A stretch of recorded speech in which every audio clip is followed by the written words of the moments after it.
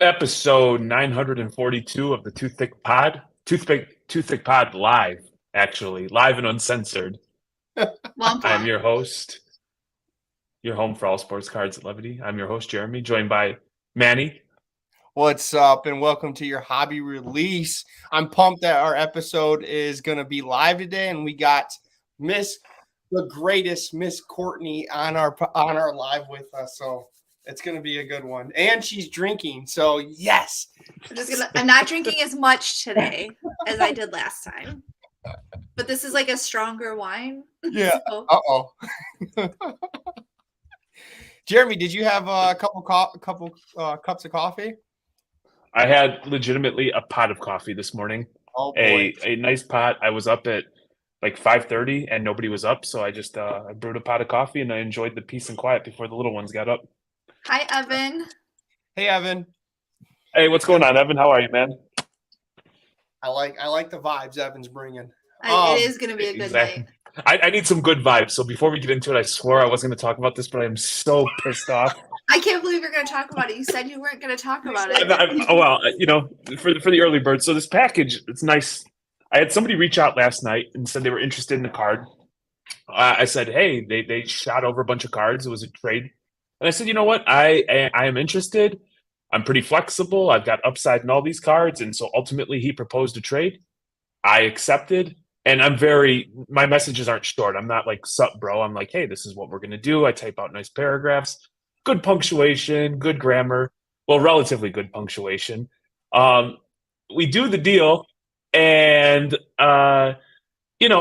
like maybe 4 or 5 hours go by. My man gets buyer's remorse. He's watching Justin Herbert, and he asked to back out of the deal. And I wanted to tell him to go F himself so damn hard. Like it took every ounce of. Ultimately, I let him back out of the deal, though. But I think that's lame. You agreed to the deal. I agreed to the deal that you proposed, and then you back out. Yeah, it wasn't like so you reached out to him. He reached out to you for the deal. Well, legitimately, like in between, like deadlifting, I was going back and forth between the card shop. I was taking pictures, package it, and I take like 1,000 pictures. Shipping was like $50 because signature, insurance, all that stuff, and I just like that's like a lame way. Because then I pulled the cards down all day. I was like, nope, I don't have to worry about these cards. These are off the table. Meanwhile, I can start negotiating with the cards that are coming in, and it got blown up. I even said, hey, this is kind of a. I'm gonna let you back out of it, but can I add cash? Can you remove cards? Is there anything? And he was just like, nah, fam, I'm good. So and if you don't know Jeremy, you don't mess with him after he takes his pre-workout. You gotta let him get his workout in. So I know how stressful it was for you to try to deadlift, 500 pounds and then go package cards. I'm surprised you didn't like tear. I was outside decorating the front porch, and he came out of the house. And I'm like, hey. And he's like, so dude's backing out of the deal. I'm like, what? And he's like, yeah. It was so bad. Well, hey. And to be clear, when bad shit happens, it's easier to lift weights, especially deadlifting. Hail Mary, what's up, Piccolo? Whoop, whoop.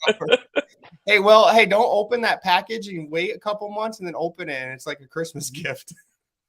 I gotta tell you, that was the coolest art.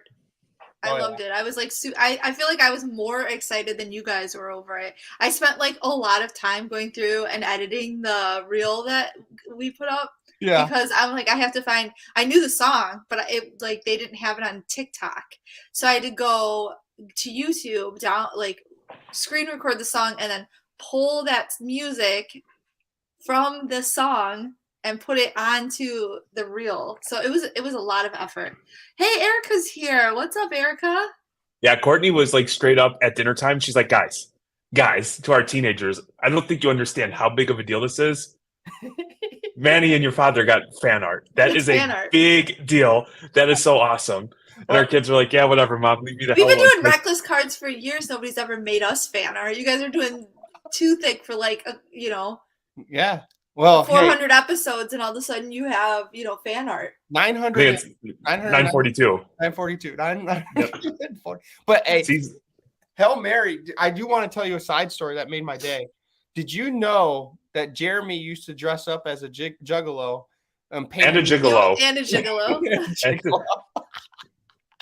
He said that he had his hair braided with his face paint. Well, this is getting out there now.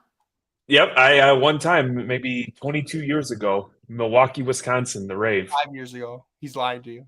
I've been to the rave. I almost died at the rave in Milwaukee. Shout out to that place, almost killing everybody. Like you could smoke in there, and people would and you think that means cigarettes, but literally people would just be in there smoking crack pipes and being right next to you, and they'd be like, "Oh, sorry, this event was supposed to be in one of the smaller ones, but we oversold it, so now we're gonna cram everyone into the Eagles ballroom and just you have to deal with that, and there's really just the one exit, so good luck and don't die." The early aughts were a wild time, let me tell you. No, it's great to actually be live, to be honest. I haven't talked to you guys in, it seems like, in a couple days, but it's only been a couple hours, but we're usually talking to each other all day. So I'm pumped to get on this live. I've been itching all day. And you have. So what's the topic today, boys? Yep. So we're going to break it up into two parts. And as usual, anybody that would like to jump on and join, you're more than welcome. The intent is to share strategy, talk about things that we're seeing, and kind of look out for one another and continue to, build up the community. Today, it's going to be setting up at shows is where we're going to end, but we're going to start with going to shows. And oftentimes it's things that people take for granted, but throughout the years of us doing this, we've all found different things that work for us. I love hearing about things that work for other people and how I can, try it and see if it's an applicable process for me. And so I think we'll start with going to a show and personally how each one of us navigates that. And again, if anybody wants to jump in, you're more than welcome. And just have a nice fun dialogue. So I guess going to shows for me, it's been way different since I've met you guys. The first show that I went to that I actually met you guys, gave you that big old back hug in Stanton, Michigan. My views of shows was, hey, let me go and just get the biggest card. Remember, I came up to you, I was kind of disappointed because there wasn't a card that was over $500. And I'm like, man, if I'm going to a show, I want something over 500. And then my view changed once I start meeting you guys. I'm like, wow, okay, there's a lot of money to be made and a lot of fun. I've had a lot more fun buying cards from $50 to $100 and actually selling them and even making $20 profit. It's easier to sell these type of cards than what I'm sitting on. So that, I guess I'll start off with that. And you have a dealer. Reckless is going to be there. I probably won't. I'm going to be. Why not, Manny? Why won't you be there? I'm going to be recovering from surgery. Poor guy. Yep. Gotta get that penis enlargement surgery. Yep. To get a couple more inches. They're taking it away from my gut and adding it. So hopefully it works out. In all seriousness, we hope you're okay. And we're sad you can't come, but Well, I could. There's so many jokes that are in there that I'm not going to even touch them. But there's a lot of built-in humor right there. Yeah, we'll be there. The kids will be there. Why aren't you going to be there, Manny? Do you want to share with the crew, or he doesn't have to? He doesn't have to share. No, but it makes it uncomfortable. I would share. Okay, well, I'm going to be neutered on the 4th, that Friday. So, well, yeah. That's awesome. Jeremy's getting his done too. Yeah, we should have went. I can't wait. We should have set it up together. You guys could be bedmates, next to each other, hold hands on the way into the operating room. Yeah, and hold hands during it. Congratulations to Callie. It's Callie, baby. In fairness, I had agreed in January to get mine done, but then Courtney threw out an alternative plan. I'm like, okay, well, we'll see how that plays out, and maybe I don't have to go through this terrible process. Well, I could go. I'll be in the back with just ice on, on your ball sack? Yeah, just sitting with ice on my ball sack. Instead of buggy nuts, it's ice on my ball sack. Yeah, we're going hardcore ICP. Man, first glass of wine. It's out. It's going to be a long night. Not my Yeah, but first class. we're in the main room, and we got, in my opinion, the 4 best tables. So My shout out to favorite table. Bees. Shout out to Brad. Bees. Yep. Oh yeah, you guys do have a perfect table. And I guess if you guys never seen Reckless set up at a table or a card show, they come out with the guns blazing. They have the best tables that you could see. Just because of those yellow or those orange, what are they? Those table, they're not even tablecloths. I don't know what they are, but the skirts that you guys have are like the best skirts, that top quality. Those were probably like $500 per table. We went with orange because it stood out, and it's Yeah. Jeremy's Pops. favorite color. Yeah. It is vendor accoutrement, and nobody does it like us. No, maybe we should start with setting up, since you guys talked about that, because our setup has like grown over the years, and like it's changed and it's developed, and we still have bigger plans for it. But I think since the beginning, anytime that you see anything Reckless, we brand ourselves. Everything's branded. You know, the card with the flame, the color, you know, the hats that we made, the tablecloths, the banners, anything that you see, it's the red, it's the orange, and then the gray also. And I think that's really important. I feel like people spend a lot of time like looking at your stuff, and you know, there's 100 at Shipshawana specifically, there's 185 other vendors. So what are you going to do to make yourself stand out and have people like come to your table or want to see what you have, or, you know, make yourself look approachable? And I think it's important to take pride in your setup and what you're putting out there. You know, how many times have you been to a show where you just like, some guy's got like a dirty table that he didn't even bother to put a tablecloth on, and he just throws his cards down and you can't see what they are, and they're just scattered. Like there's at least a dozen guys like that at every show you go to. And I think, you know, take a little pride in your setup, in my opinion. You also, like, when the way we do this, Manny, is this is long term for us. Yeah. And so you understand that not every deal is going to be done on one show. And so that brand recognition is important, because it's something that I just think of how do I operate? Like, I'm forgetful. I'm terrible with names, but there's certain things. And so like an obnoxious orange with a pair of loudmouth parents that have, you know, anywhere from 2 to 4 children running around at any given time, that's pretty damn memorable.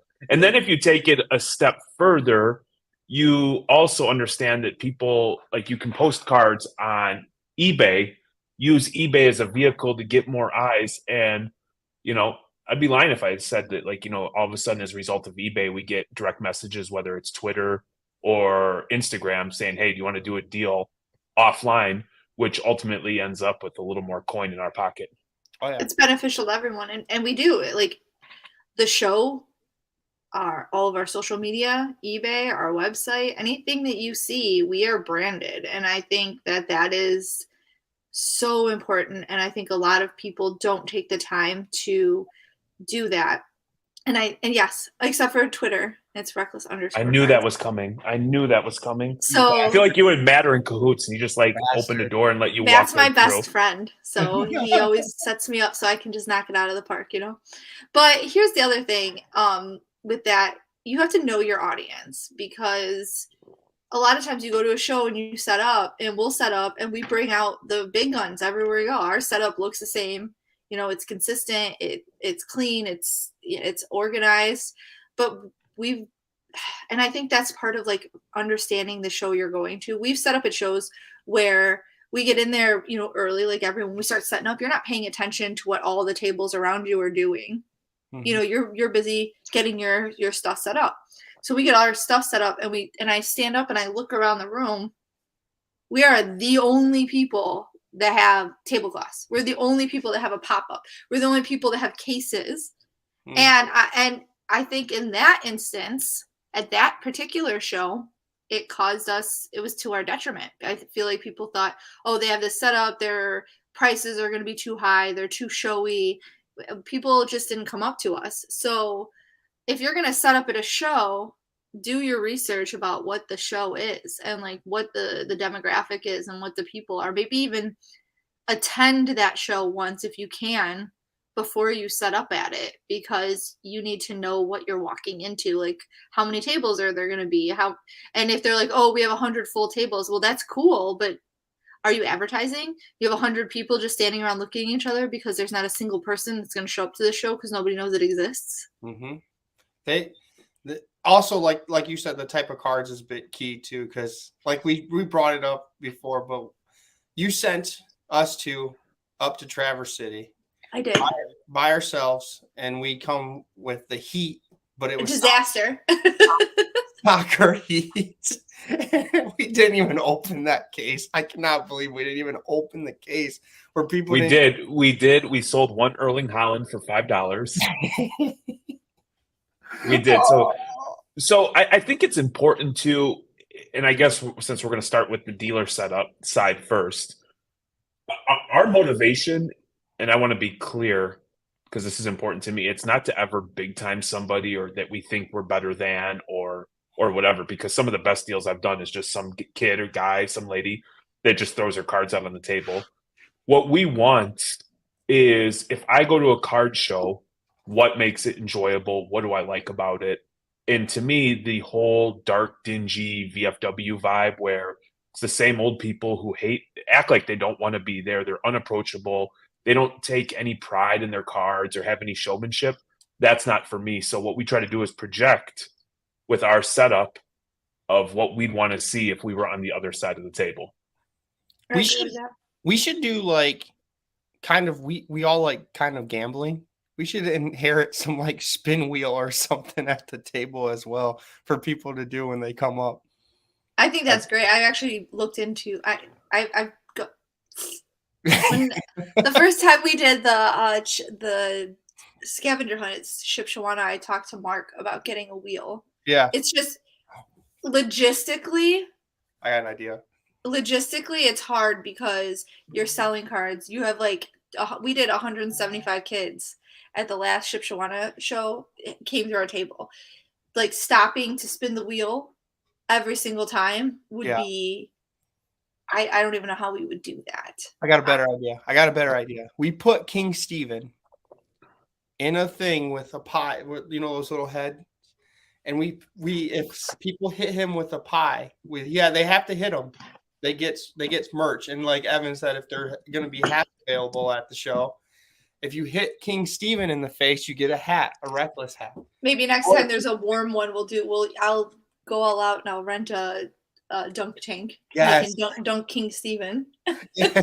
So then Jeremy's like, yeah, he's helping out, but then doesn't yell at him to go look at cards. He just gets a dunk tank.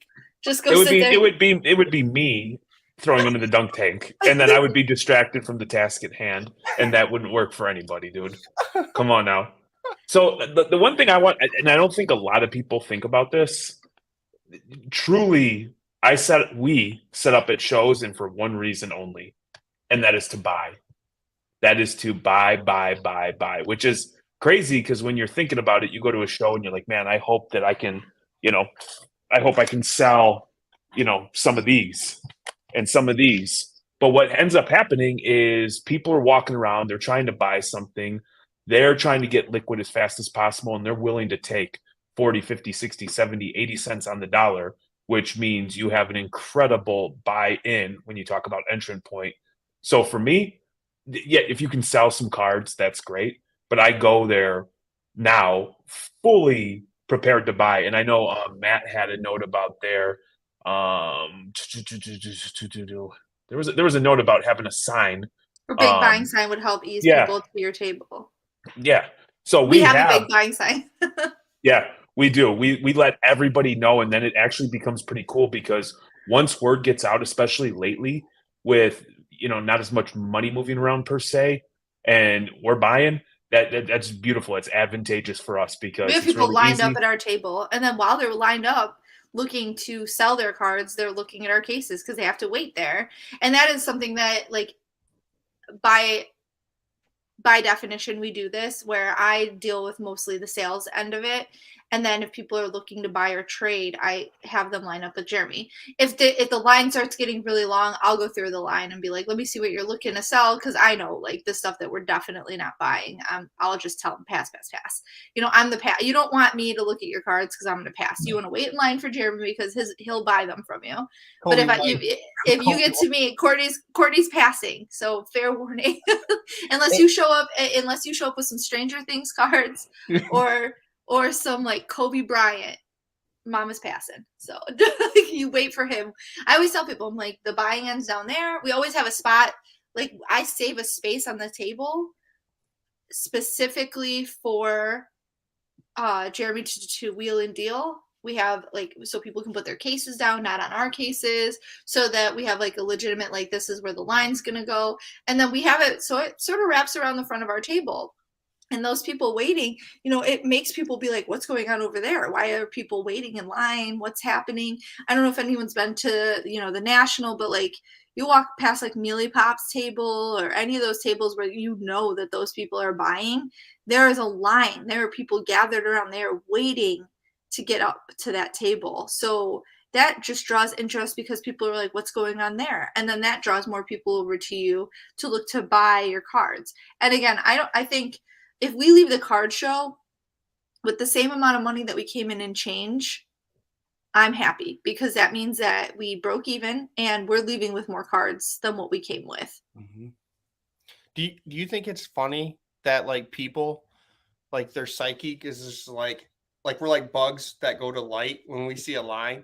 Well, we were at National, like you were saying, card collector too. Ryan had a big old line. And I was telling Jeremy, man, I'm just going to have him buy it. He has a line. I could be on the video, blah, blah, blah. And it's crazy how like we think as like humans, Jeremy, nothing draws a crowd like a crowd. That is true. And that's just like fights in high school. Everyone would run to the fights or whatever. But Jeremy, like, word of advice, if you're listening and Jeremy's buying and Courtney's not around, bring your Kobe Whites and your Patrick Williams, rare stuff, and Jeremy will buy it from you 100% of the time. He does do that. So, another thing that I think, I feel like we should go like all the way down to the basics with the setup, because I feel like, we've been doing card shows for a long time. So our setup is, I would say that, we're still adjusting and you learn at everything. Like, you can't say you're perfect, but I would say like where we're at now is not where we started. So no, not 100% of comps. So hold on. I do want to spend a minute on this. Depending on the card, Austin, would dictate how much you're willing to spend. Also, the way, and everybody looks at money slightly different. To me, or for us, cash flow is important. So it's how quickly am I going to be able to move a card? So if you're able to buy it, put it in your showcase and sell it 10 minutes later, which does happen and is a badass feeling, I'm more inclined to be closer to that like 70 to 80% of comp. If it's something that I'm going to be stuck on and it's going to be a difficult move, then you pay a little bit less. And then also it's very nuanced based on, the conversation. We always want to be fair and want somebody to walk away, feeling like they got a good deal.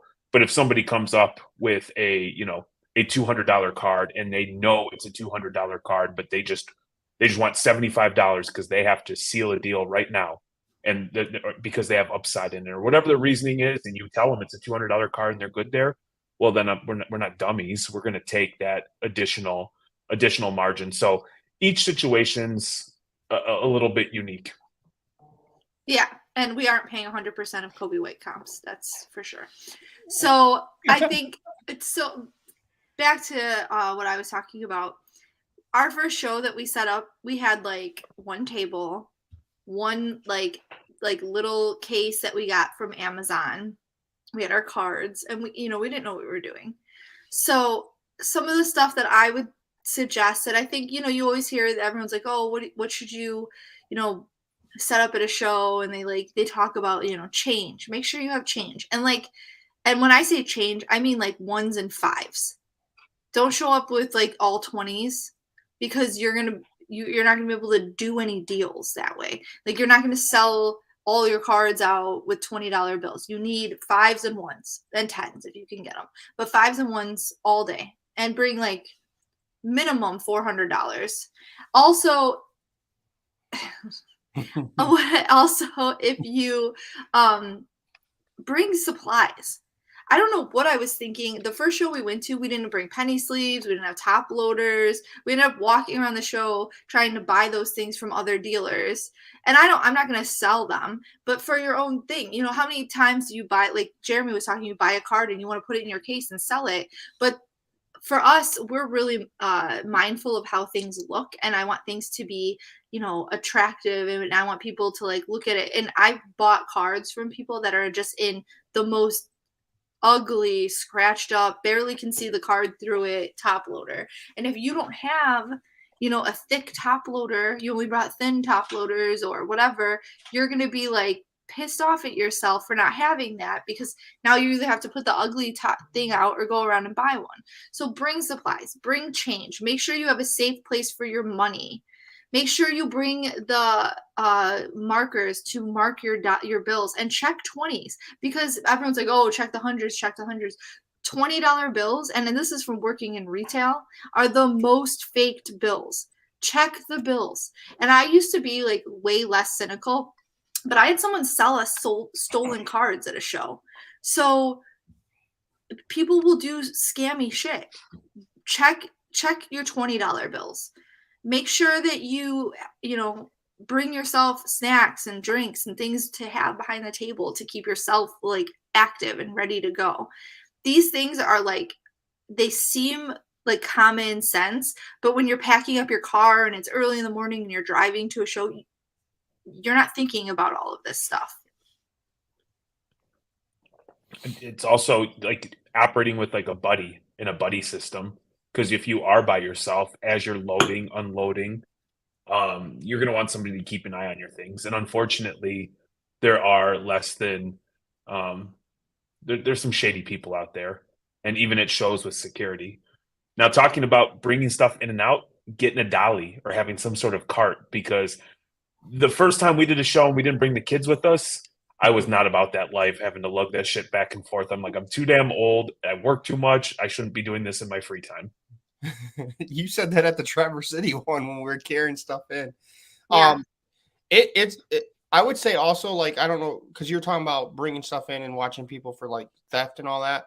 The cases, buy cases, because at that point you have the locks towards you and you open them.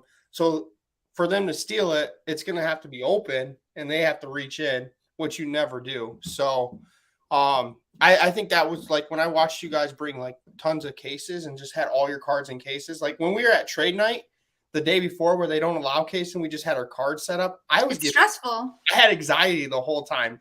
I know you guys were like, man, go walk around. I'm like, I can't leave you guys with all these cards. I'm like, I'm nervous for your cards, my cards. And I'm like looking, I'm like, they better not steal these cards. I hawk the crap out of cards when I'm there. I like, especially, oh, that sucks. I am like hardcore. Like I watch, we have never had, knock on wood, we've never had a card stolen. But what has happened to us is somebody had a card stolen off of their table and it was brought to us. We didn't know it was stolen and we purchased it. And then we later found out that they had stolen a card from a different dealer and sold it to us. So then of course we did the right thing and sent it to the original dealer. But it is like theft in the hobby. I just watched card porn. Someone broke into the card shop in Vegas and just smashed all their cases and sold their cards. Mm-hmm. The theft, and it's really cards are small. They're easy to put into a pocket. We were at the show at Shipshewana where, you watch your cards, because something that the people will do is you'll have your slabs and they'll have their card like they want to trade with you, and then they'll set their card right on top of your card and pick them both up. So if you're doing a deal with someone, yep, so easy to walk off with a card. I feel like a flight attendant right there. You know what I mean? Yeah. So I think, and I don't want to like scare people or make you think that, I would say like 90% of the hobby and the people that are at shows are like good, genuine, honest people. And then you're always going to have that bad batch of people. So The buddy system is important. If you're going to do a show by yourself, only have one table. Do not do more than one table. Oh yeah, completely agree. And get cases. Like I completely like spend the money to get cases. It's like an insurance policy, to be honest with you. You can get really cheap, small, decent ones off of Amazon for like $80 that will work. Yeah, I mean, the only way they steal cards is if they come up, grab the case, and run away. But they're gonna get you're gonna see that easy. I thought this was, I know we touched on it, but I think this was important because if I'm walking a show and we're going to talk about what we look for when walking a show, but I see something and everything looks beat to hell and looks beat up, I often assume that the cards were probably treated the same way. So we actually have like the equivalent of a Zion case just filled with supplies. And I would say 9 times out of 10 is we ingest cards, they get taken out and then packaged appropriately in what we would deem as like a more aesthetically pleasing way. I've watched Manny swallow like 19 yawns now. It's the damnedest thing. No, I didn't. That was just one yawn. Yeah, you keep yawning. So Austin's got a really good question.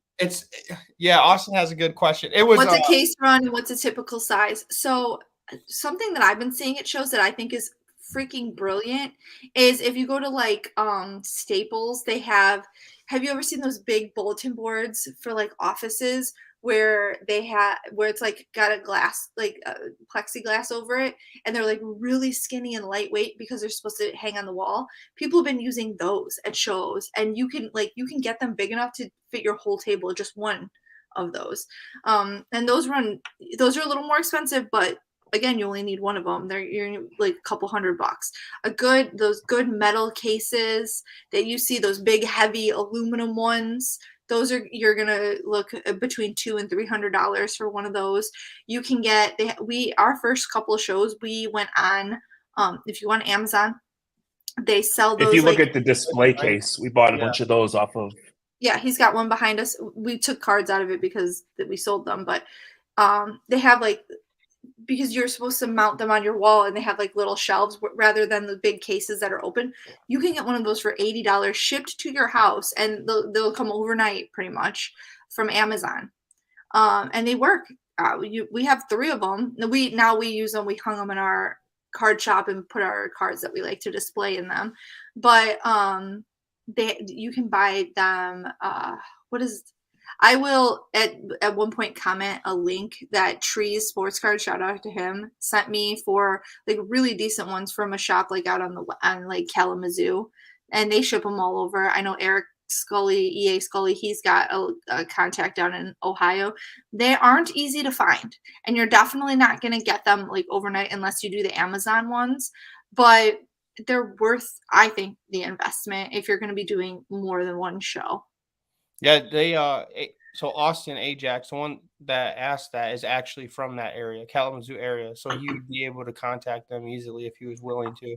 I'll link it in the show notes. At some point I'll edit these notes and just add links to a couple places where you can buy cases, because people do ask that a lot, and I think it's important. So I might even clip this part, share it, and then add the links in there so people can find it. They're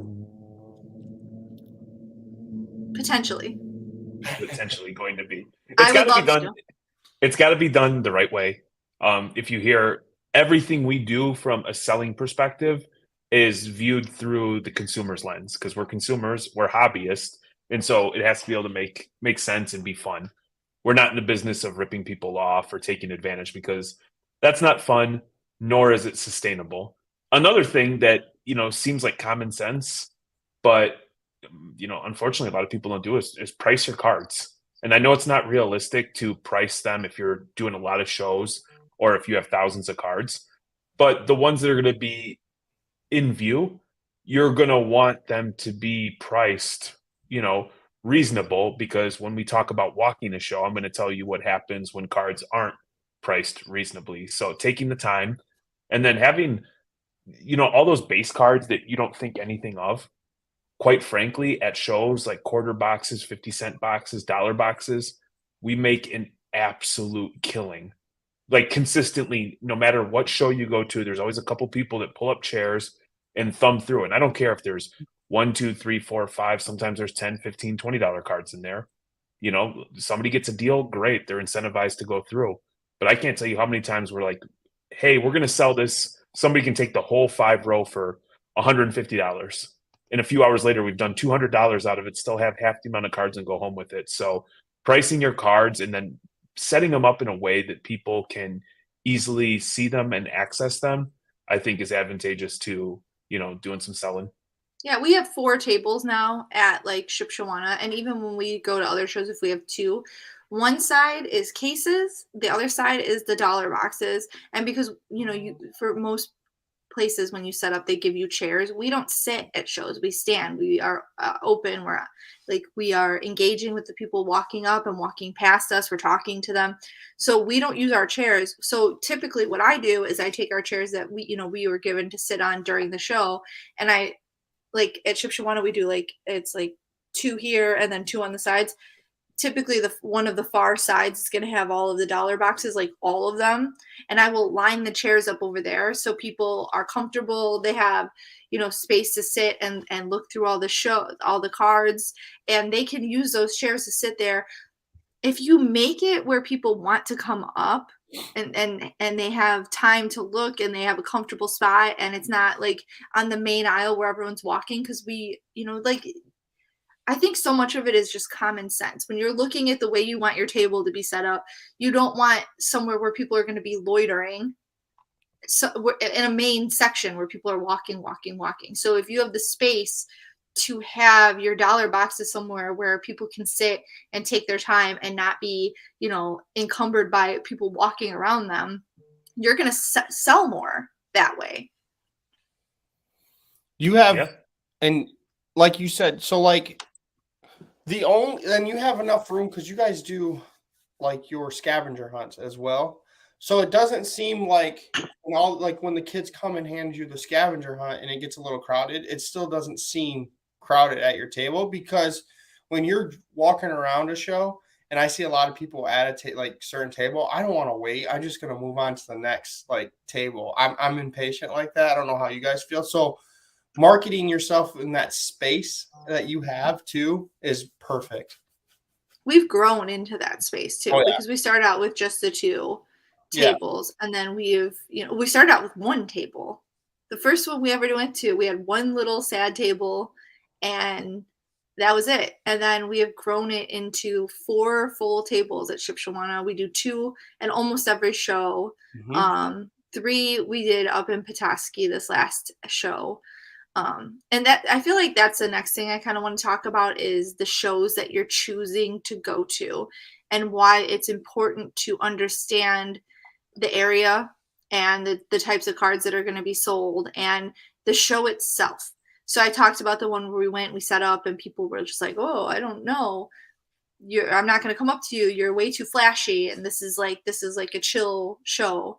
Maybe at that show I always am going to put my tablecloths on, because I don't like the dirty tables. I don't put my cards on them. So I always put them up, but maybe I wouldn't have done all the flair. I wouldn't have done everything that I did had I done my due diligence. So we just went to the show in Petoskey, which was insane amount of fun. I had a blast. But it was the first show they ever put on.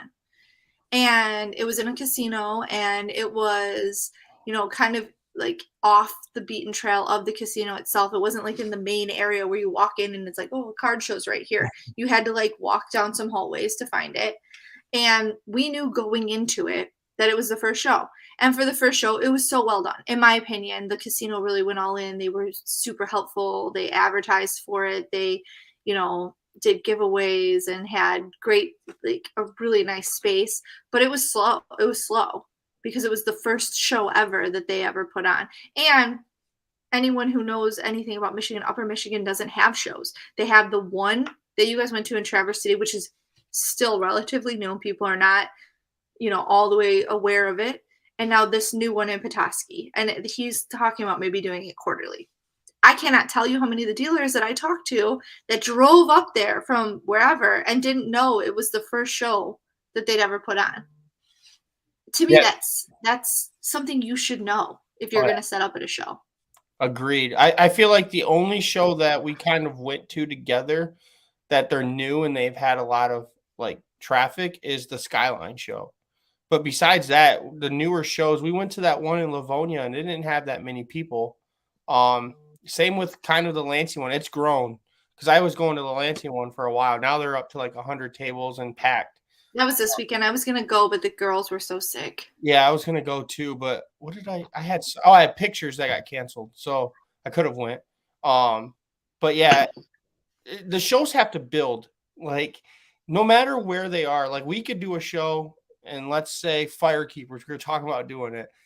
We got to expect that the first show there's probably gonna be like 50 tables, not that much traffic, but you got to grow it and grow your audience through that city. You got to grow your home audience and then expand from there. You know, a lot of people want to bring a lot of people from other areas, right? Timing's important too.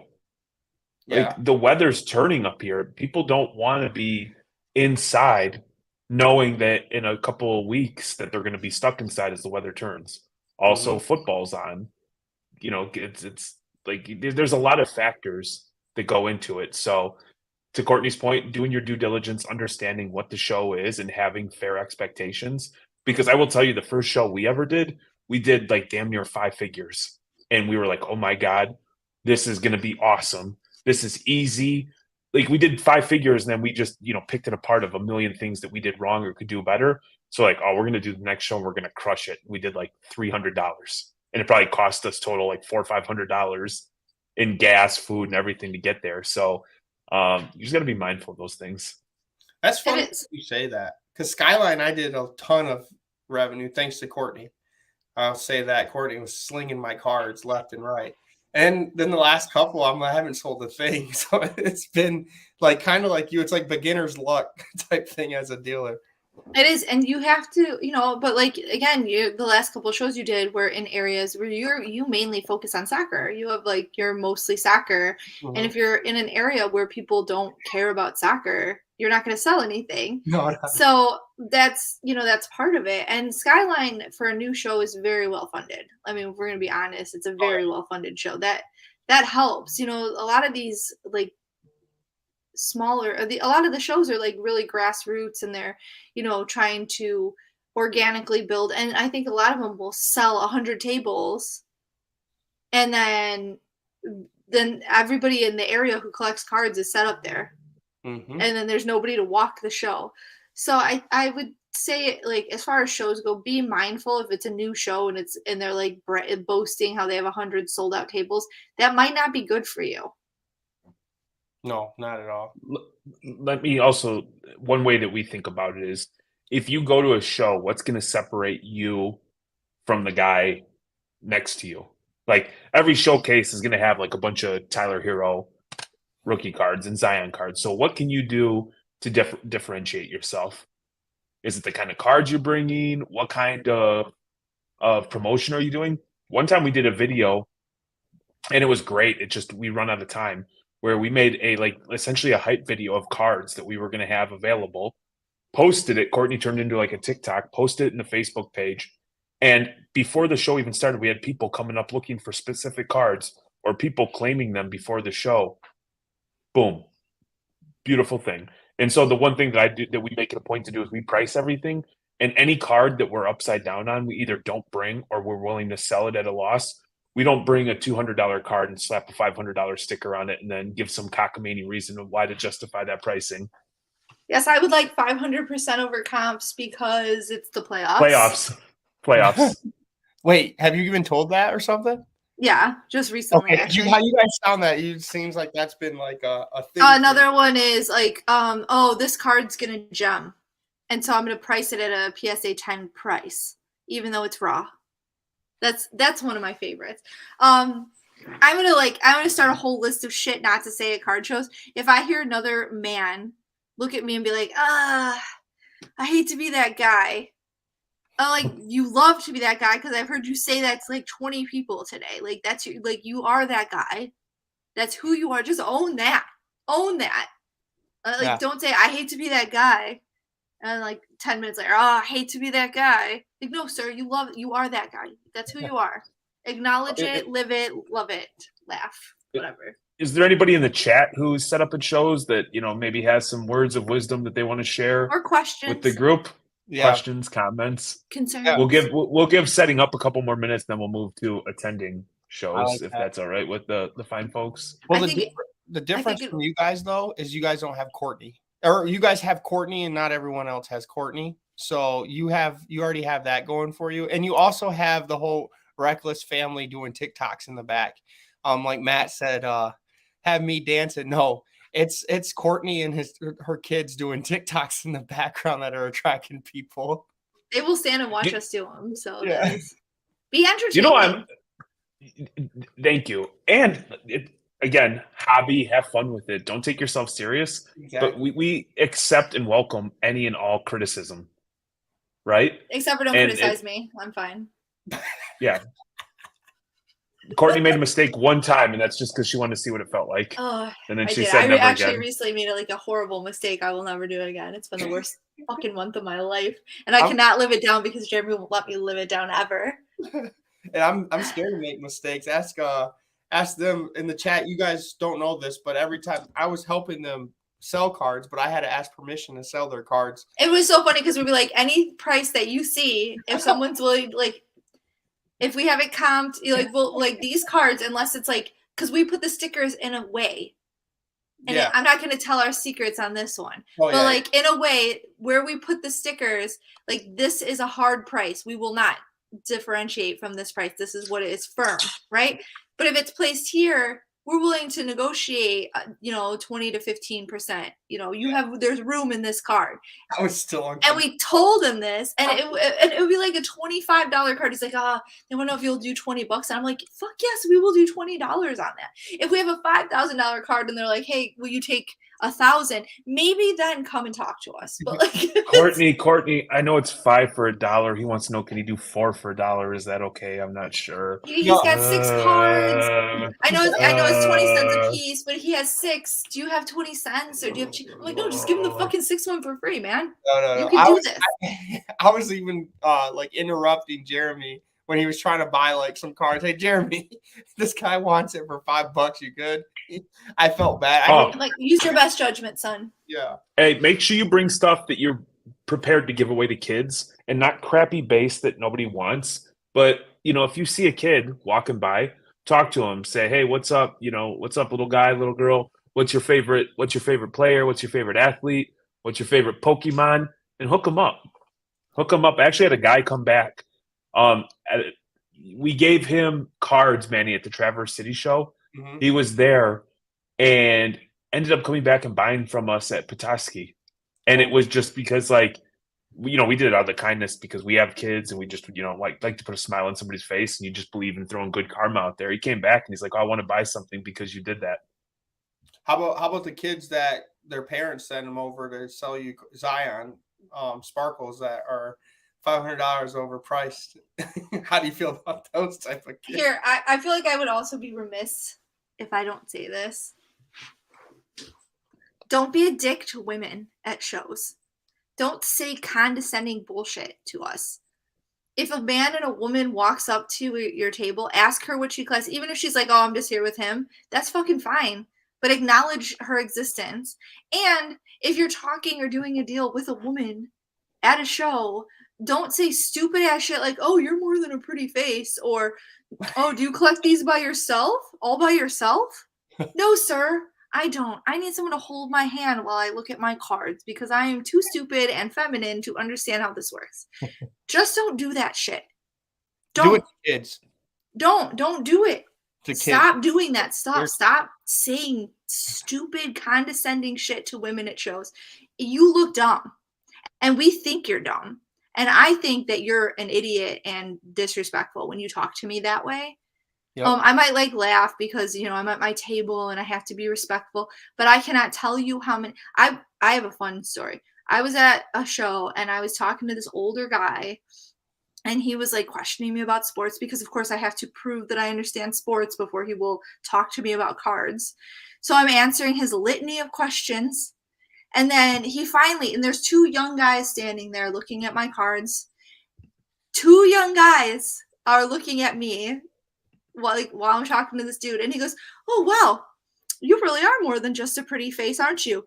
The two young guys next to me go, oh, that's so disrespectful. Like, I didn't even have to say anything because these two 20-something guys went at that old guy. Like, how dare you talk to her that way? You sound stupid. Nobody talks like that anymore. Yeah. I've never been so proud of two young men in my life as those two. But it's just like, we are people. I shouldn't have to have a penis for you to treat me with respect at a fucking show. And I feel like I sometimes like tiptoe around this, and people are like, oh, you don't want to talk about that because it makes you the victim. I'm not a fucking victim, but I am a person, and I do collect cards, and I do know what the fuck I'm talking about. So put a little respect on my name when I'm at a fucking show. And any other woman that you see. I don't care. Because you know what isn't going to get more women into the hobby? When they show up at a card show and they get ignored, treated disrespectfully, or talked down to. Because I wouldn't want to fucking come back again. Even if I didn't collect cards, it wouldn't draw me in. It wouldn't make me want to do it. Well, and you know the card market more than I would say 80% of people in the room. Probably 100, like 90%. Like it shouldn't matter if I do though. No, it shouldn't matter. It shouldn't matter, but like people like do that. And thank you, Erica. I love you. Mwah. And all right, I'm off my high horse. Let's you know what we should talk about is trading, because we can talk about trading from the dealer side and then transition that really nicely into trading from the buyer side. I would just say that anytime that you can sneak in a Birdman reference I saw that. in a rant against the man in the hobby, well played. Well played. Put some respect. I just felt like I was just like Charlemagne. I was just sitting here quiet, like, man, she's angry. I know. Why are you yelling at me? Why are you yelling at me? I just, it's disheartening too, because I take Amelia to these shows and she'll be going around and the men at shows are fucking disrespectful to her. And how are you going to get young girls into the hobby when you have this 15-year-old girl who's super excited to go looking for cards and they're treating her like shit or like ignoring her or worse, saying sexist shit to her? Like, I can handle it. I'm a grown ass woman. Whatever, you want to be sexist, I'm just going to ignore you. But it hurts her feelings. And it makes her not want to do it. And that shit pisses me off because I want her to want to do it. That's it. That's all I have to say. That's what you said last time. Then you took one breath and then you went right back at it. So I'm just going to let you get it out of your system. So if someone comes up to you to trade a card, what are your parameters with that? Let's talk about that. Because I don't nothing like if trading. Nothing if he's a punk ass guy not putting respect on your name. Come on now. We got no time for that. I'm sweating. Nothing like angry women and children make Manny nervous. I know, I'm sweating. Angry Courtney and children make me nervous. I feel like so often we just like women in general have to like be pleasing. All right, Court. And I'm just gonna be an asshole sometimes. I love it. I love it. Quit being a jerk, fellas and ladies. Just nobody be jerks. Specifically dudes. Yeah. So specifically dudes.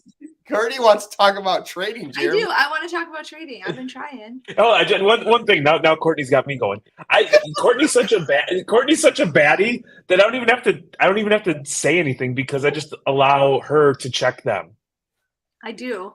He's always 100% the nice one, and I will 1,000% be the asshole. Like someone will walk up with a card that's like priced stupid and like tell Jeremy the price, and he'll be like, "Oh," and I'm like, "No."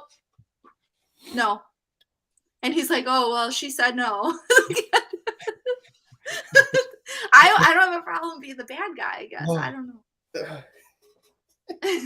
I'm like, no, I'm sorry. That card's not worth anywhere near that. I don't know what you're saying. All right, Courtney, you drove the train off the tracks. It's your job to get it back on. I was going to moderate, but I'm going to let you bring it back.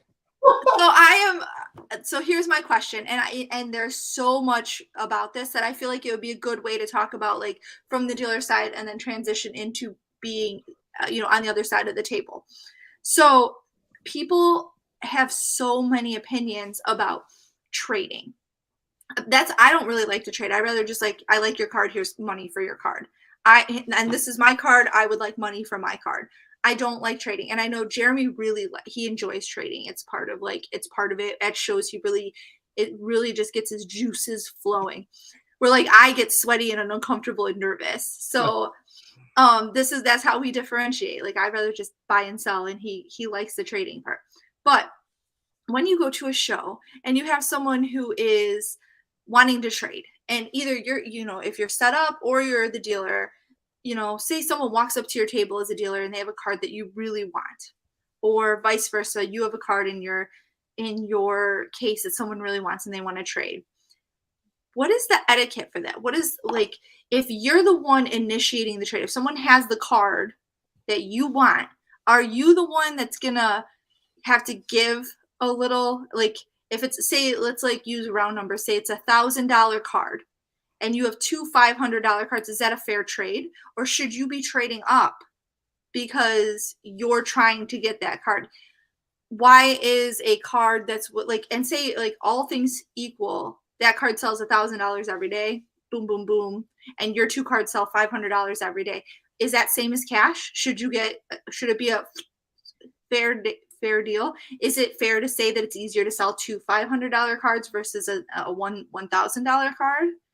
How do you, like, what is your mind space there? Because that is where I struggle, because I feel like if I have $1,000 card and you have two $500 cards, that's a fair trade to me. But I know a lot of people don't feel that way. So how do you go about that? Which side of the table am I on? If you're the dealer. Let's start with if you're I'm the the dealer. dealer and somebody's trying to trade into my $1,000 card. Yes. Depends. So if I'm being honest with myself and I have $1,000 card that I can't move, that's kind of stuck, and somebody's willing to go 500 on cards that I think that I'm going to be able to move, I might do that. Now, if it's liquid versus liquid, I'm probably trying to get a little bit more, and I'll say, hey, instead of just moving one $1,000 card, I'm going to have to move multiple cards, which you could argue is going to be 2 times the effort, 2 times the energy, 2 times the amount of conversations, blah, blah, blah, blah, blah. So I think rule of thumb is if you're trading up, if you have the big card, you can expect a little bit more in return, because ultimately you're also facilitating a deal being consummated that might not be able to happen otherwise. What about cash and card?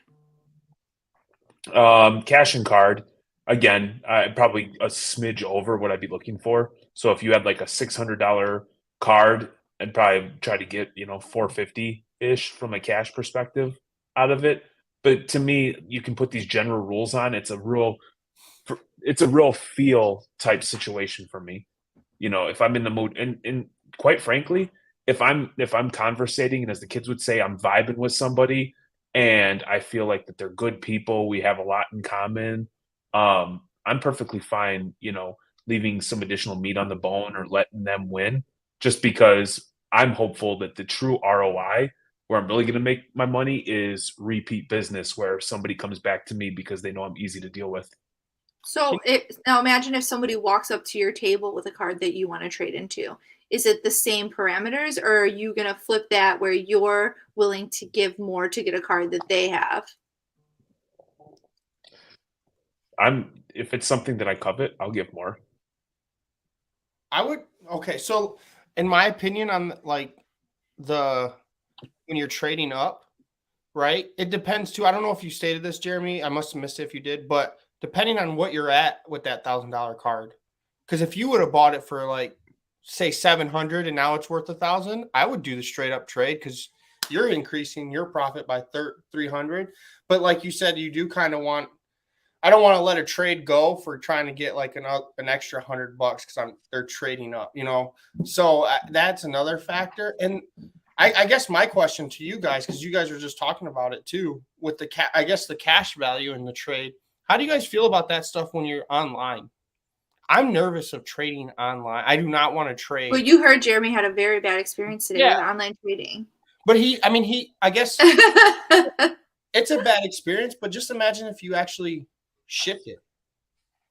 Like, and it got to him, and then he was like, nope. And then you're out of your cards. Well, I guess, even with an insured package, if it was delivered, you're not getting your money back. Exactly. Yeah, it's scary. It's scary, but that's different though, because when you're at a show, yes. you're there's no like worry that the cards aren't going to show up. That's not an issue. Yeah. You're dealing in hard money. You're dealing in, cards in hand. So it's a lot. I feel like if I'm going to trade, I feel way more comfortable trading in person than I do online. It's not even a comparison. It's here's not a word. It's more fun. There you go. To trade in person, and especially it's like being a kid again, and you're like lay your Halloween candy out, and everybody's like, "Oh, that's good." So here's another one, and this is actually from you, Manuel. Is when you were talking about your friend who goes to shows as a buyer, and he would come up and he'd set out like $1,000 worth of cards, and then grab another $200 card and be like, "Oh, I'll do this for $1,000 if you throw this one in." Mm-hmm. How do you feel about that as a dealer, Jeremy, when people do that? So I guess I'll give it like that guy in the background, like Courtney said, 10, like he said, but the only thing is he wastes like he's there for like an hour. He said 30 to an hour picking out cards that equal like 10K value. And then he'll pick out like you said, $200 to $500 card and say, throw it in. And he's like already has the cash for this stack. And he basically will back out of the deal if the dealer doesn't give him that card and the dealers, I want to hear what Jeremy and you guys think. Like, I'm not letting a $10,000 deal go for a $200 card. I'm not. I think that's a smart. If you cash like that, that's brilliant. It is. It's a stall tactic, and for me, if somebody were just to be like, "This is what I'm trying to do," it'd be a hell of a lot easier than taking 2 damn hours to pick stuff out and play that, like do that dog and pony show. So I'm actually a pretty stubborn person. So I'd be perfectly comfortable letting a $10,000 deal fall apart if somebody I felt like was just being an ass. Really? Like if you. Yeah, but we have that fuck around money, and not everybody's like that. And I wouldn't if it was me. Well, I make it a point. I'm not like other people. I make it a point to talk to somebody and understand what they're trying to do. And if they're there, like, and they're trying to buy in volume for repack products, like, I already know what the deal is. And if I agree to it, cool. Don't, lie to me and just draw things out and waste my time. Because at that point, I'm not letting you win. It's smart the way he does it, though. I mean, 10, like a lot of. I'm not saying it's not smart. Yeah. I don't know. Like, you were a particular person because you like you said, you're stubborn. A lot of dealers will just be like, "Yeah, throw it in, please," because they just imagine they have a show and this show was in Atlantic City, gambling. They probably want the money, and when they have 10K laying in front of them of cards they're about to sell, and you let that slip for like $300, that's tough.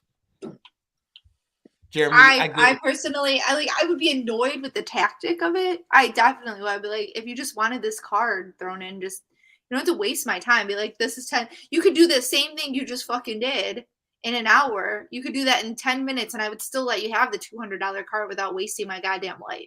That's the thing. Yeah. Like if you're like, I'm gonna buy this $10,000. I picked out $10,000 worth of cards.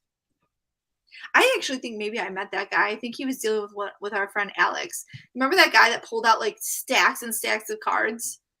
And it's like, oh, like 16,000. And he's like, oh, I want this. Like, it was like a $800 card. He's like, can you throw this in? And Alex was like, no. I was like, yeah, Alex. Yeah. But you could do the same thing without wasting my time. And to Jeremy's point, like that shit would piss me off. You could be like, I'm going to spend $10,000. These are the cards I want. If I comped them out and it was like, 9,000 and they're like, actually, we throw this one more card in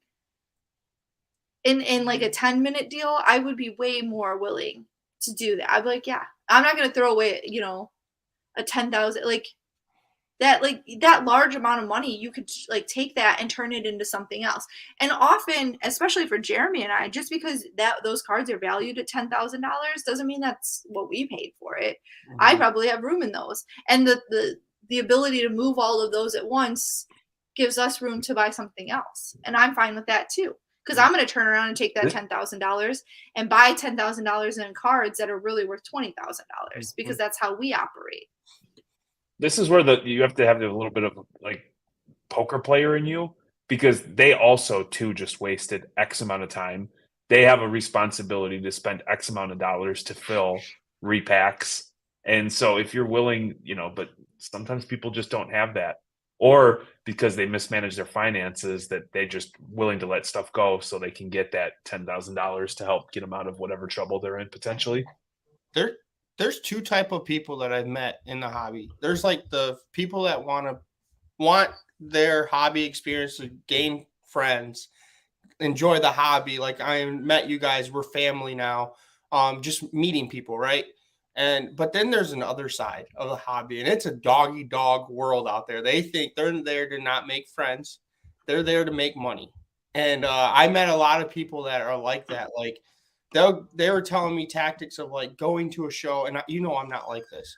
I'll never be like, I can't do it. I'll sweat. I was sweating just a minute ago. But they'll go and like downplay cards to get the cards.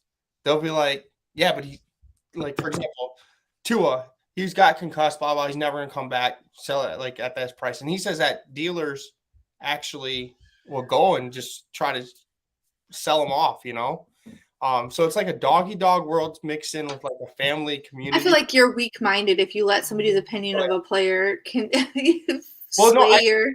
I think it's not the weak-minded part. It's the more of like the dealers thinking when they travel, the expenses of traveling, the gambling aspect. If they're in the hole, like you don't know, these dealers maybe didn't sell a card and they want selling card, they need something.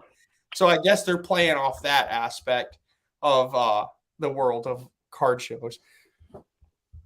So let's talk about attending a card show then. Because you're talking about a lot of stuff that I feel like if you're the ability to communicate. And look, there's a lot of like introverted people in this hobby. There's a lot of people that are maybe socially awkward. And so I understand that comes at a premium. Sometimes you have to poke and pry. But just talking with people, it doesn't matter what side of the table you're on, and listening, there's so much to gather. And I'm going to tell you how as we walk through this. So the first thing I suggest, and if anybody wants to hop on again, please just let us know. You can jump on. We'd love to hear what you guys think or tell us how, stupid we are. When you go to a show, you should have some idea of a game plan if you're thinking about doing some serious buying. First and foremost, you should have some sort of targeted approach. Hey, I'm looking for Patrick Williams, Zion Williamson, and short printed soccer. Or at least something that you have familiarity with, because we all you get into a card store, card show, cards everywhere, and all of a sudden we are kids in a candy store, man. You want to get everything, and that's where things get out of whack, because you start then potentially buying cards that you're not familiar with. Was this a monologue? Oh, I'm sorry. I didn't know. So I agree with you. You were monologuing, so I was letting you. I like listening to your voice. It's sexy. I agree, and I think not even that. Like you were really pointed with like when I go to shows, I have an idea of like even the sport and a few players I'm looking for, not necessarily like this specific card or this specific person. I am always looking for what the best thing that will like. It's hard because I don't go to shows for the same reasons I think that other people do. I go to shows when I'm buying at shows, it's something that I want. If I'm walking around the show, I'm buying stuff for my PC. I don't go to shows because we set up at shows to buy things to sell. So when I go to a show, I'm going to buy stuff that I like. I'm looking for specific things to add to my personal collection. And I think there's got to be a lot of people out there that do that. Like not everybody's going to every show to set up as a person wanting to buy stuff to then turn around and sell. And I feel like and I think that's the difference between people who just go to shows and people who set up at shows and to go to shows. I could be wrong, but that's just how I feel. Because when I set up at a show, I'm buying. Bring it to me. I will buy it. This will be what we're selling. When I go to a show, I'm going there to enjoy myself. I'm not set up. I don't have the stress of setting up. I don't have to, talk to every single person. I can walk by a table and look at a person who's sitting on their phone being a dick and like not seeming like they want to even deal with me. And I can walk past that person. I don't have to be nice to them. I can go on to the next table where people seem friendly. Here's what we're trying to provide. Not everybody has the luxury of setting up. So let's look at it through the lens that you don't set up at many shows. And so when you finally get the free time to attend a show. What are you trying to do to maximize it?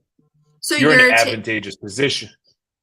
You're in an advantageous spot because I see what you're saying, but I think ultimately, do people go? Here's a question: do people go to shows to buy stuff to sell? And if you're buying, and if you don't set up at shows and you're buying stuff to sell, no, it doesn't have to work. No, you're saying sell. Nobody's saying sell, but how can you get the most out of it? So one thing I like to do is I like to talk to the dealers. Hey man, how's the show going? Oh man, it sucks. There's been no foot traffic. I hope I can get, break even with my money. Okay, bingo. I'm going to hang on to that and I'm going to come back and deal with this guy at the very end of the show because at that time, cards that were $1,000 all of a sudden become $800, become $600, become $400. Example, the show we just did, the guy set up next to us had a gold Anthony Edwards he was asking $5,500 for. He's a way over too on that. But that's where he started. And then at the end of the day, he's like, all I need to do is I don't care. I'll let any cards. I just need to leave with it was $700 or $800. Openly saying, take whatever the hell you want as long as I get $800 in cash. And somebody eventually came and bought a Connor McDavid and Anthony Edwards. So I think it's incredibly important to talk with people, understand where they're at. Now, if it's like a big company, let's say like a Mealy Pops or a Card Collector too, they're probably pretty disciplined in what they do and they're going to toe the line and they're not going to let desperation be the driver. If it's the Manny and Jeremy who are just doing a first card show and are expecting to make millions, spent money they didn't have, and then are trying to recoup something, those are going to be the people that, towards the end of a show, you might be able to make a deal with, especially if you have cash. Also, I would like to bring this back up. I like how Hail Mary said he's a player collector when he goes, kind of like what you said, Courtney, when you go to get you're looking for like the stuff you like, but he's digging through boxes. And how do you guys feel about that? Because I have a short attention span. It's so hard for me to dig through boxes. And I'm curious on what you guys think. It's good to you could get so much value as a buyer going to a show by digging through boxes, because there's dealers that, not you guys, because you guys are really good at it, but they'll price their cards out like in a month in advance and just bring the box and don't even look through them. So you could get so much value on that aspect as well. We got somebody jumping in. What's up? Welcome. What's happening, everybody? How are you? How are you? Doing good. Just enjoying the show. Let's go. Well, now the show has joined the show, my friend. Yeah, right? Exactly. The show's begun. So I think 504. You've set up a little bit and you attend some shows. What have you found, from your opinion, that works for you that would be valuable for other people? And I think we can all potentially learn more. Sorry, it's chaos over here. We've got 30 auctions ending with eBay, and then PWCC is getting ready to go to extended bidding. But what are some of maybe the mistakes that you've made that you've learned from? Because that's truly when things go good, we don't learn anything. It's like when you get kicked in the teeth a little bit or face some adversity that you truly become a stronger hobby participant. Right. So, I mean, I've probably set up at 2 shows, and the last show I set up, I sold $1 worth of cards, and I probably gave 25 cards away to kids. So definitely lost money, but that was okay. I mean, I had a good experience just setting up, but I've never really had a good experience setting up, but I always enjoy it because I get to talk to people and kind of meet everybody there. It's better that way. And I don't really have the bankroll to buy from people, so I try to look at their stuff and see if we can do a trade or buy a little bit here and there. But so it's just kind of awkward sometimes. You don't have the bankroll to be able to buy from them because everybody's walking around trying to sell to the sellers or dealers. I agree with you too, because we all don't have reckless money, Right. We're all slipping over here. We can't just go buy, $5,000 worth of Kobe White cards in one sitting. Yeah. Let me tell you, 2-3 years ago, we were in the same spot. We didn't have a bankroll. Yeah, no, you guys. I can't tell you how many cards that passed our table that we were like, oh man, that is such a steal. I wish I had it. Or you do like, hey, how much do you have in your? Oh shit, no, we're not even close. Hey man, I'm sorry, I'd love to, but I just don't have the funds right now. Right. It's funny to me because I think when you looking from the best way to purchase cards at a show, if you're looking for the best bang for your buck, be prepared to trade. And also, like Jeremy said, it's really important that you take the time to know who you're buying from. If you're walking up to a guy's table and every single thing on his table is priced well over comps, and he's going to argue with you about how this player's to the moon and that's why it's priced that way, or this is a case hit, even though it's Steven collects David Montgomery, his cards aren't worth that much, right? We can all agree. If I walked up to some guy's table and he had a Genesis David Montgomery and he wanted $1,500 for it, I'd be like, you're out of your mind. That card's not worth that much. The player, just because it's the case hit doesn't mean it's that valuable. So just understanding that you can walk away from a deal. You don't have to buy something just because you have this is the converse of what we were talking about earlier with the guy stacking up the cards and taking your time and then asking for a free card. You have the ability to negotiate with someone. You have the ability to stand there and talk to them. And if the deal doesn't work for you, you don't have to complete it. And I think a lot of people get into that space where they're like, oh, I've been negotiating with this person and now I feel obligated to buy this card. You don't have to. It isn't if you're not comfortable, if you don't feel the price point is right. And look at the cards before you buy them. I can't tell you how many times people have come up to my table after having done a deal and they are trying to sell a card or use it to trade, and I take it out of the team bag that has the price on it, and the price was covering up a dent or a scratch, or you have the right, you're purchasing this, look at it. I've had people come up to my table with a jeweler's loop and they're looking at my cards. I'm like, go ahead. If you see, I will tell you if there's something on this card that I'm aware of, but I'm not looking at I had a guy spend an hour looking at $5 cards with a jeweler's loop. I'm like, I don't look at $5 cards as a jeweler's loop. So, but that's, it's part of it. You have look at the cards, inspect them, make sure the centering looks good to you, make sure you don't see any damage on it. If you're walking up to some guy's table, I would say 50-50. Our stuff is half graded, half not graded. We have a lot of raw stuff. I don't go through every card that I sell. Sometimes we buy big lots and they just go out. I'm not, I don't grade everything. If I walk up to a table where it's 1,000% graded and they have one really high end card raw, I'm going to feel probably that card is not a good card to buy, because if they didn't grade it and all their other high end shit's graded, there's a good chance that there's something wrong with that card. So look at it. Yeah, that I've found that a lot. Like you said, if everything's graded and they have this awesome Zion that's not graded off to the side and it's a great card, and you're just oh, I got to get this, but then you're okay, in the back of your mind thinking, why the hell didn't they grade it? So you definitely got to check that out. Yeah, I think it's important to do that. And here's another thing. Let's talk a little bit about hobby etiquette. If you're walking a show and you have your Zion case, don't walk up to a dealer's booth and just crash it down on their cases or on their cards. like ask before you put it down where they would like you to put it down.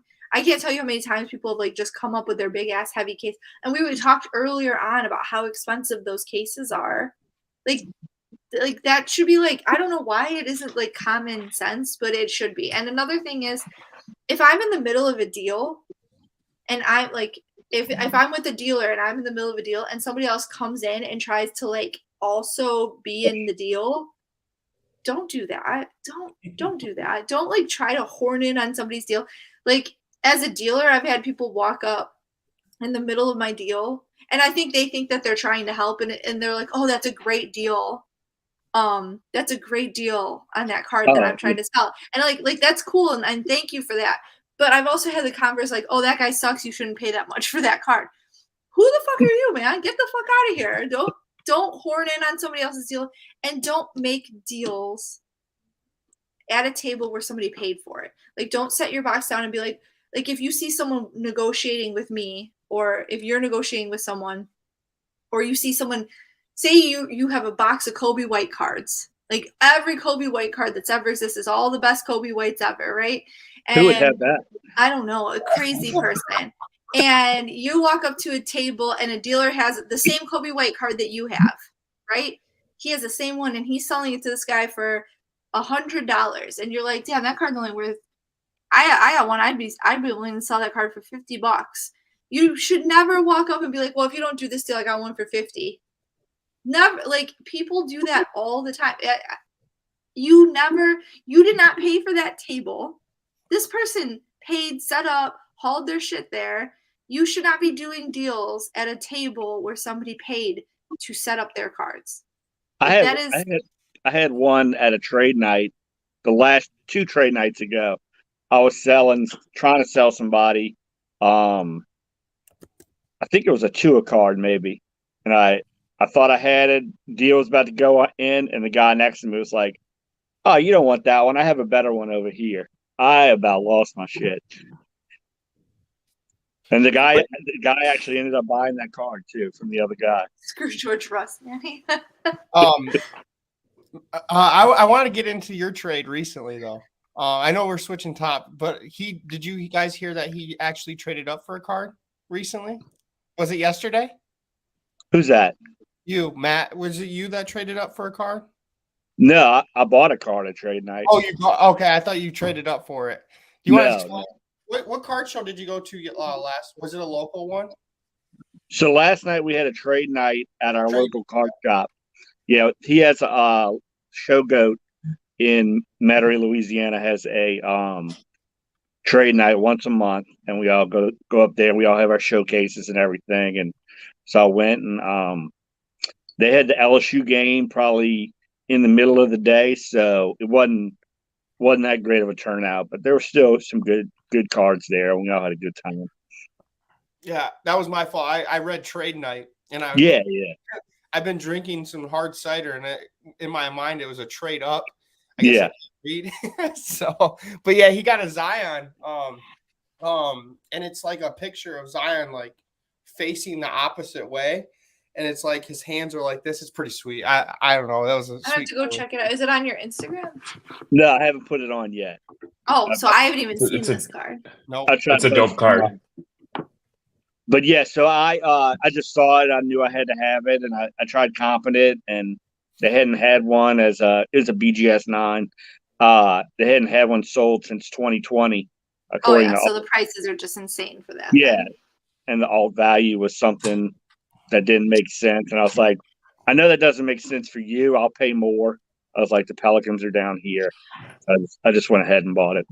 I've been wanting a decent Zion card.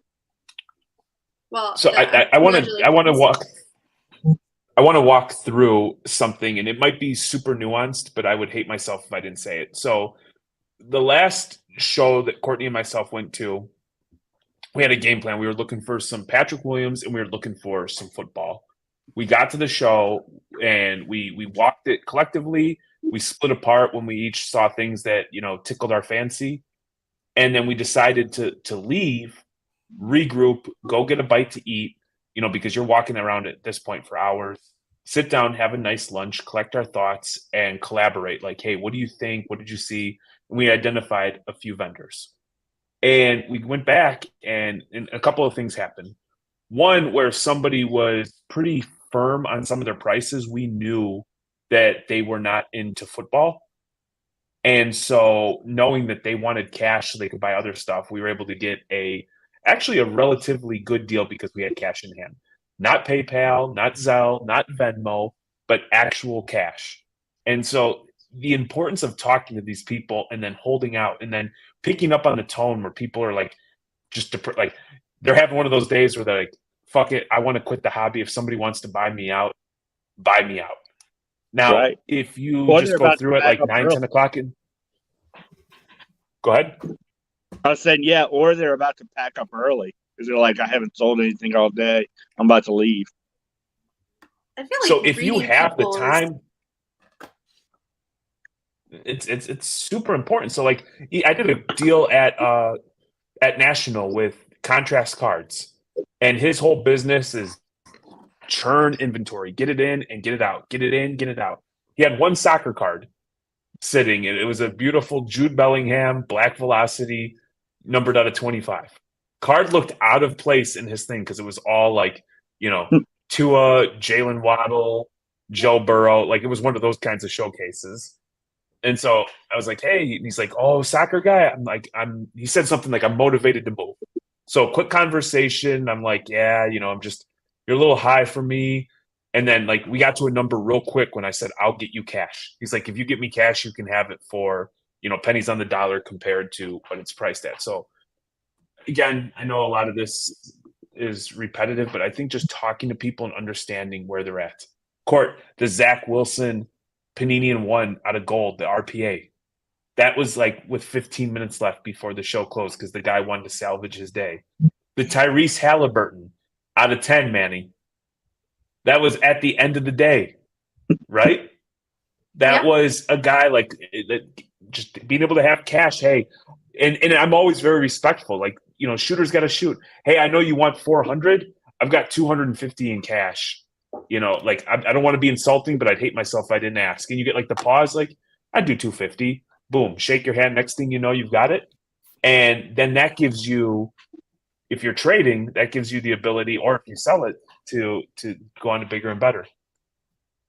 It's so strange to me, the people that walk into a show, go to the first table, spend all their money, and then walk around. Like I feel like first and foremost, make a lap. Assess who has what you want, determine whether or not there's someone you're going to be able to make a deal with, and then wait them out a little. Having the ability to maybe, it's hard too because I think Jeremy and I and a lot of people who are in the hobby maybe have like some background in sales, and if you do, it makes it easier because I worked in the service industry, like reading people and understanding where somebody's at as a person makes dealing easier. It makes like going in, if you're like, if you're with someone who holds everything close to their chest, that person's going to be harder to deal with. If you walk up to somebody and they're like, oh, my wife's leaving me and my kids got like messed up teeth and they need braces, and they're just telling you their whole life spiel, and you're just like, oh damn, this person, they talk, and then they're like, oh, I got this card, nobody likes this guy, and it's the card that I want. You know how many times that we have been somewhere where someone's like, oh, nobody's buying P-Well, like nobody cares about him, and I'm like, yeah, that guy sucks. My kid collects them, but I can take it off your hands. Your kid's grill's fucked up, and you need braces. $200 for that P-Well. Yeah. You just have to like. You always. There's the assumption that whoever owns the card has it at the latest comp, and that's not the reality. How often do we have a card that we get in at $50 and might be worth $400 or $500? So if I need cash or I want to facilitate a deal, I've got no problem letting it go well under comps to get the deal done. So you never know what somebody else's entrance point is for any particular card. that's the mindset that people have, though, is like they want to get every cent out of their cards. So they think the person they're dealing with is also like they want to get every cent out of their cards. And I feel like most people, if they are making a profit, are willing to sell the card for under comps. It's the people who are like the second I walk up with and here's a piece of advice. The second I walk up to somebody's table who are like, I don't care about comps, that's not someone I'm dealing with. I'm done immediately. No, next table. Because if you like, it is your card, your price. Fair enough. Like, you own that card, you can set the price. But if you have a card on your thing that I want and you're into it $50 and you've determined from the semantics in your brain that card is worth $1,500, but it's selling all day for $200. Now you're only into it $50, and some people will tell you that and then be like, "Yeah, I can't let it go for less than $2,000." And you're showing them comp after comp after comp where it's only worth $200 or $500, and they're like, "Yeah, but it's the playoffs. This card's definitely gonna gem. You know, he's gonna be like the next Michael Jordan." I don't want your like speculation. I'm looking at cold hard numbers. And if somebody's immediately like, I don't give a fuck about comps are bullshit, I'm like, no, sir, you're bullshit. And I'm gonna move on to the next table. One thing I did with Manny walking a show one time is like just pick 2 or 3 cards on somebody's showcase that you know. And then are they even remotely close to what comps are? If they're way over, just keep it moving, man. We're not even dealing with this person. Yeah, I mean, so Jeremy is a shark, but he's a nice shark. He said it kind of like he'll pick apart what you say to his advantage. And I've noticed it. Like if a guy says, I don't know anything really about F1, I have these F1 cards, and Jeremy sees mostly basketball or something, Jeremy's gonna smell blood, so to say, and attack. But it's gonna be a little. If you want to come in the water with Jeremy. Yeah, exactly. So, but Jeremy's really good at that, and I've been learning from him on that aspect, like just talking and catching words that people say, and you can kind of tell if they're going to deal with you or not. It's so funny. I've been married to Jeremy forever, right? I've known him since we were teenagers, and there are times where he's in the middle of a deal, and I don't know which way the deal's going to go. Mm-hmm. And I know this man better probably than any person on the planet. And I will be like, oh, he's going to pass. Like, I will be convinced that he is going to pass and he will buy it. And I'm like, I was not expecting that. And there'll be another one where I'm convinced that he's going to buy and he passes. And I'm like, I don't understand. Yeah. I feel like that's why I don't trade, because I'm an open book. Like, where I stand. And Jeremy's like, he's got the best poker face. Yeah. So I know y'all kind of started down this path with like what y'all do when y'all walk into a show and the plan you have going into it. Like, are you going for PC that day? Are you going to try to buy some stuff to flip? The plan you have going into it. Like, are you going? So how do you go like a choice once you get in there? The plan you have into it. Are you going? How do you? Anyone else getting back? Let me see. Who keeps unmuting Hail Mary? Me, man. It's fine when you mute him. Can you hear me? I can hear you. All right. Yes. Matt. That's amazing. There you go. Let Matt re-ask. So 505. Yeah, finish your point, my friend, or your question. No, so I was just saying, like, going to a show and like on your way there when you walk in, trying to decide if, oh, I'm here today for PC, or oh, I'm here to try to load up on cards to sell on whatnot, or sell to other people. Is it just a show by show basis? Like when you're in there, you kind of see what the dealers have, or? in my real life, the ability to be flexible is always leads to being in a good position. So even though I might have the game plan of like, hey, I'm just going P-Will hunting and that's it. Like, I'm not an idiot. If I see something that I know that I can buy for $5, bring it home and sell for 25, like I'm not going to pass on that. What?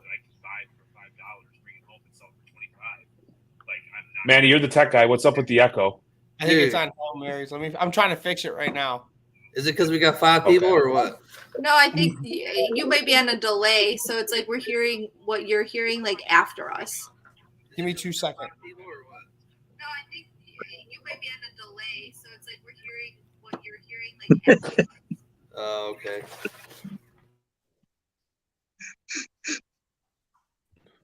You guys can go be in the background trying to fix Hail Mary's mic, and you guys can continue the conversation. I'll fix you, Hail Mary. No, I was just saying because I know when I go to a show, I kind of walk around, and if I don't see something I like, I just kind of like I go with friends, so I stay there for like the full 5 or 6 hours of the show, and by hour 3 or 4, I'm like, well, crap, I don't see anything I like, so I just start buying random stuff, and I'm like, I get home and I'm like, crap, I shouldn't have bought half this stuff. What am I going to do with it? I think totally everybody's understand. been there. I've definitely done that before. Yeah. I like the last show I've been looking for like Stranger Things, and I can never find it anywhere. So now I go to the shows and I find myself buying Stranger Things Funko Pops because I can find those occasionally, which is not I don't know. So I get it. Like, you know, you go to something, you've committed. It's the same as dealers. I would say that is to dealers selling shit for like nothing just to sell something. Oh, Jeremy. That's like, oh my guy, there we go. Let's go. so to me, that's like the same as a dealer, you know, selling something for nothing just to get a sale, as like going to a show. You're like, I've driven to the show, I committed. You know, selling for nothing just to get a sale. Manny's making it worse.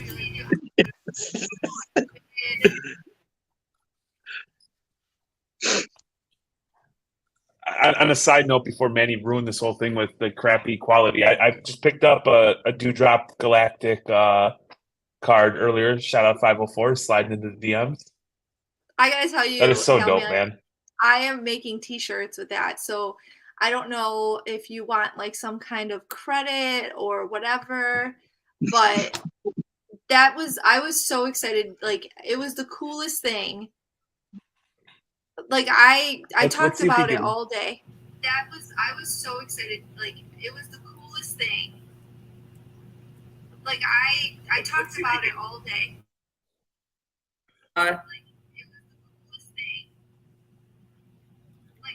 I know it told me before I got on that the wire connection is better than Wi-Fi. Does it matter?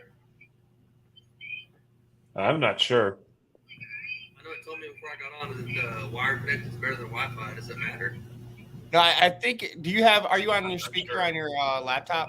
It's a laptop, yeah. Feedback. But it's Wi-Fi on the laptop. I don't know if that matters. It told me on the StreamYard told me that a wire connection is better. I don't know if it makes a difference. That's okay. I'm looking at the background right now, trying to figure it out as we go. Told me that a wire connection is better. I don't know if it makes a difference. That's okay. I'm looking at the background right now, trying to figure it out. It was good till Hail Mary got on, man, and he just I jacked the fucked whole it up, thing man. up. I'm got like fucking 2 conversations going on at the same time. I'm listening to 8 minutes ago, Court.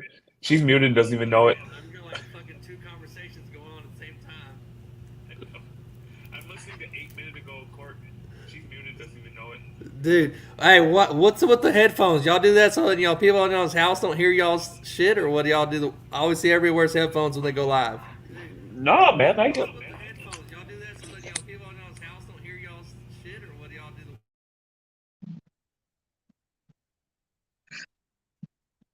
Am I unmuted? It says I'm unmuted. Can you hear me now? Because I can't hear anybody.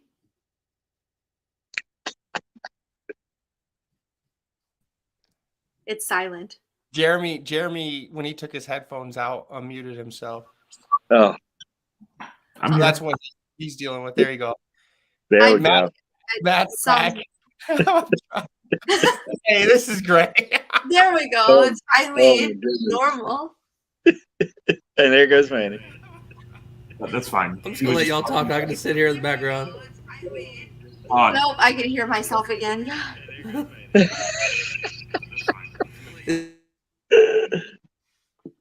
Well, I mean, A for effort. I think next time we just go 4 people max. That's why I asked you. Can we do 5 people? Is that even possible? Manny's got to get this figured out. It's like all out of. Man, he's like every time he comes, he's more disheveled. Hey, this actually works out better because now we have you guys on, and we can be like, I got to figure out how to fix this now. I don't think Where's the hot chip, man?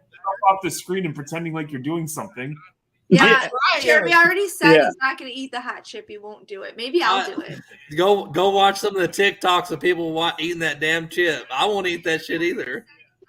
I haven't seen it, but they described it to me, and I'm like, nope. Dude, go to Yep. TikTok and go to the hashtag Hot Chip Challenge 22 and watch some of those videos.